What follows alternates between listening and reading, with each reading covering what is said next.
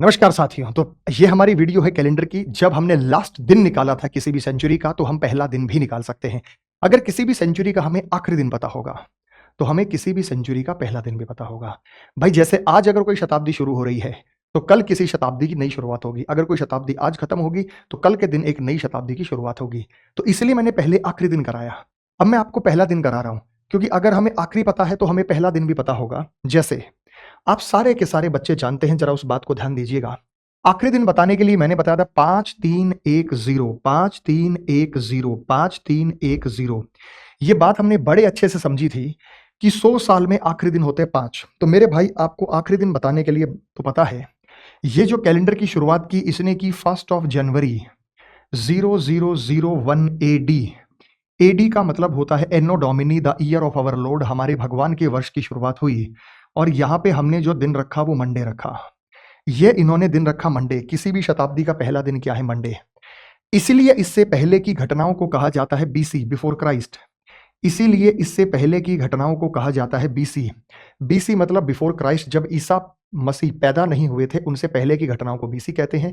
और इनके बाद की घटनाओं को एडी कहा जाता है। तो 1 जनवरी 2001 एडी को मंडे लिया था, और आज हम 2026 में प्रवेश कर चुके हैं, और ये इसी तरीके से कैलेंडर चलता हुआ आ रहा है। तो किसी भी शताब्दी का पहला दिन मंडे है।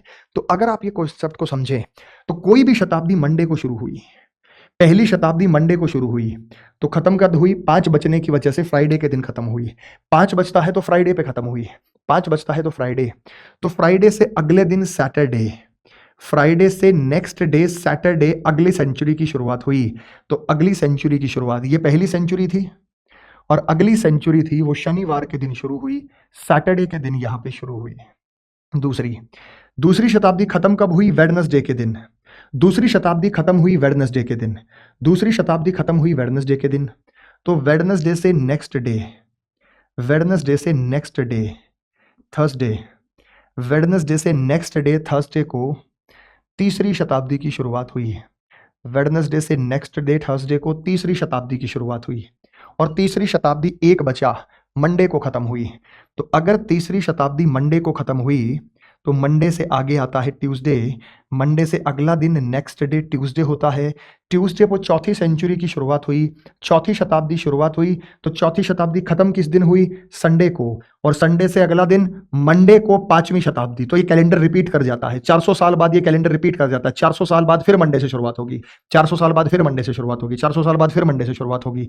और यही फैक्ट है कि ये कैलेंडर 400 साल के बाद रिपीट करता है। तो किसी भी शताब्दी का पहला दिन सोमवार, शनिवार, गुरुवार, मंगलवार हो सकता है, और बुधवार, शुक्रवार और रविवार किसी भी शताब्दी का पहला दिन कभी भी नहीं हो सकता। तो मेरे दोस्तों, निम्न में से कौन सा शताब्दी का पहला दिन नहीं हो सकता? तो मेरे भाई 5310 आप जानते हैं, पहला दिन 6 हो सकता है, पहला दिन 4 हो सकता है, पहला दिन 2 हो सकता है, पहला दिन 1 हो सकता है, 1 2 4 6 हो सकता है, 1 2 4 6 हो सकता है, 1 2 6 और 4। तो ऑप्शन नंबर ए, संडे नहीं हो सकता किसी भी शताब्दी का पहला दिन। आप देख रहे हैं, कोई भी शताब्दी संडे के दिन नहीं शुरू हो रही है। कोई भी शताब्दी यहाँ पे संडे के दिन नहीं शुरू हो रही है। सदी का पहला दिन कभी भी बुध, शुक्र और रविवार नहीं हो सकता। तो कभी नहीं हो सकता बुध, शुक्र और रविवार। तो बुध, शुक्र और रविवार कभी नहीं हो सकता। तो पहला दिन होगा मंडे। ये पहला भी हो सकता है, ये आखिरी भी हो सकता है। 5310 ये पहला भी हो सकता है और ये आखिरी भी हो सकता है। तो किसी भी शताब्दी का पहला दिन। अब आपसे एक बड़ी सिंपल सी चीज पूछता है, 5वीं शताब्दी का पहला दिन कौन सा था? जब भी 5वीं शताब्दी का पहला दिन निकालना हो, जब भी 5वीं शताब्दी का पहला दिन निकालना हो, तो फोर्थ का लास्ट निकाल दो। तो फोर्थ सेंचुरी का लास्ट निकाल दो। 5वीं का पहला निकालने के लिए फोर्थ का लास्ट निकाल दो। चौथी का लास्ट निकाल दो। चौथी का लास्ट होगा 400 गुना 4, पूरी कैलकुलेशन 0 हो गई, और 0 पर संडे। तो चौथी संडे पे खत्म होगी। तो संडे से नेक्स्ट डे क्या होगा? संडे से अगला होता है मंडे। ये 5वीं का पहला दिन होगा, ये 5वीं शताब्दी का पहला दिन होगा। On what day was the first day of 10th century? 10वीं शताब्दी का पहला दिन कौन सा था? 10वीं शताब्दी के लिए 9वीं का निकालेंगे। तो 9वीं निकालने के लिए 400 दूनी 800 जमा 100, 9वीं हो गई। ये पूरी कैलकुलेशन 0 हो गई, 100 के लिए 5 हो गया, नेट 5 बचा। 5वां दिन क्या होता है? फ्राइडे। तो 9th का लास्ट, ये फ्राइडे था 9th का लास्ट, 9वीं सेंचुरी का लास्ट फ्राइडे था। तो फ्राइडे था, तो इससे नेक्स्ट डे, इससे नेक्स्ट डे, इससे नेक्स्ट डे, फ्राइडे का नेक्स्ट क्या होता है बेटा? फ्राइडे का नेक्स्ट होता है सैटरडे। ये 10वीं का पहला था। ये 10वीं शताब्दी का पहला दिन था। ये 10वीं शताब्दी का पहला दिन था। उसके बाद मैं कहता हूं कि 15वीं शताब्दी का पहला दिन कौन सा था? तो 15वीं का पहला निकालने के लिए आपको 14वीं का लास्ट निकालना पड़ेगा। आप निकालेंगे 14th का लास्ट। 14वीं का लास्ट निकालेंगे तो 400 तिये 1200, 400 तिये 1200 जमा 200, 1400। ये पूरी कैलकुलेशन जीरो हो गई। 200 के लिए 3 होता है तो ये वेडनेसडे आ गया। अब 14वीं का लास्ट वेडनेसडे है तो इससे नेक्स्ट पे आ जाओ। वेडनेसडे से नेक्स्ट क्या होता है? थर्सडे। ये 15वीं का पहला दिन होगा। तो जब भी किसी सेंचुरी का आखिरी निकालना हो, उससे पहले वाली सेंचुरी का पहला दिन निकाल, आखिरी निकाल लो। जब भी किसी सेंचुरी का पहला निकालना हो ना, तो उससे पिछले वाली का लास्ट निकाल लो। जिस दिन सेंचुरी 14वीं शुरू हो रही है, खत्म होगी, तो नेक्स्ट डे 15वीं शुरू होगी। 15वीं खत्म हो रही होगी तो 16वीं शुरू होगी। 16वीं खत्म हो रही होगी तो उससे नेक्स्ट डे 17वीं है। तो जैसे हमारे यहां पर दिया गया कि भाई 16वीं शताब्दी का पहला दिन कौन सा था। अब यार 16वीं शताब्दी का पहला निकालना है तो 15वीं का लास्ट निकालो। 15वीं का लास्ट मतलब 1500 साल। 1500 साल का मतलब 400 तिये 1200, 1200 और 300 1500।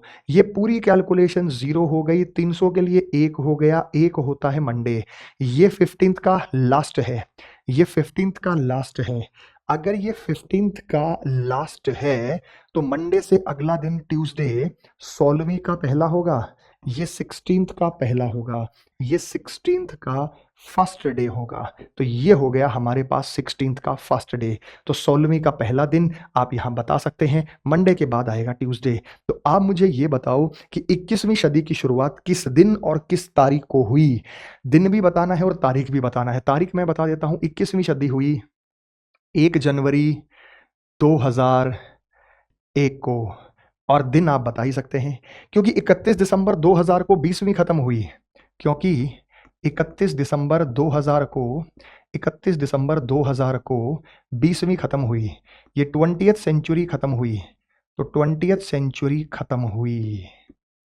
तो 1 जनवरी 2001 से 21वीं शताब्दी। ये 400 गुना 5 2000 पूरी कैलकुलेशन जीरो। तो ये संडे पे हुई और ये मंडे पे शुरू हुई। ये बेटा जबरदस्त सा रिस्पॉन्स। मैंने आपको तरीका बता दिया, कभी भी गलत नहीं होगा। अब 30वीं शताब्दी की शुरुआत किस दिन और किस तारीख को हुई, ये कमेंट सेक्शन में कमेंट करके जरूर बता दीजिएगा। आप कमेंट सेक्शन में कमेंट करके अपना जवाब यहाँ दर्ज जरूर करें कि सही उत्तर क्या है इस प्रश्न का। और अगर आप भी जानते हैं, पढ़ना चाहते हैं बेटा हमसे, तो हमारा एसएससी प्रथम बैच, इस बैच को आप ज्वाइन कर सकते हैं और पूरे डिटेल के साथ कॉन्सेप्चुअल वीडियो मैं आप लोगों को यहाँ पर पढ़ाऊंगा। जय हिंद।